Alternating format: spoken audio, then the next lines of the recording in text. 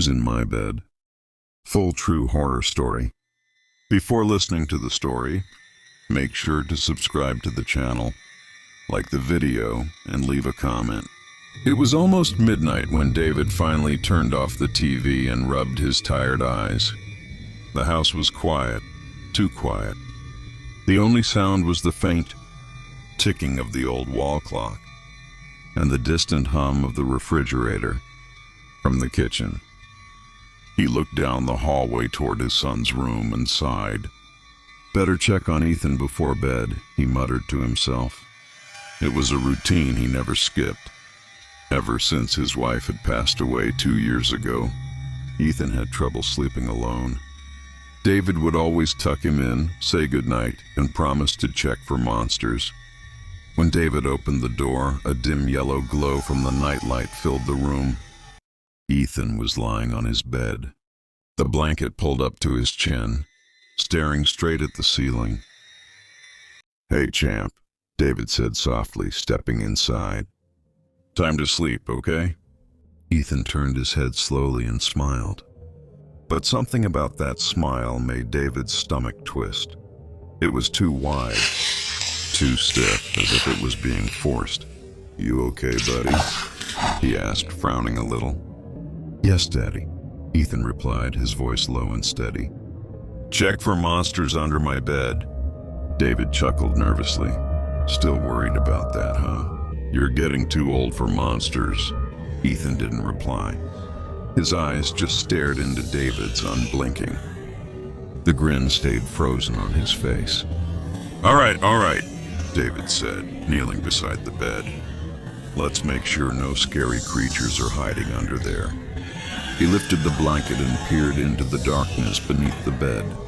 At first he saw nothing, just shadows in the faint reflection of the nightlight on the wooden floor.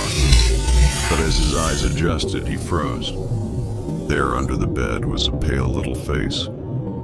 Ethan's face.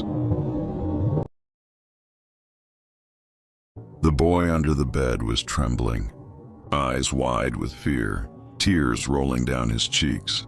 He whispered in a trembling voice, "Daddy, there's someone on my bed." David's blood turned to ice. His heart started hammering in his chest.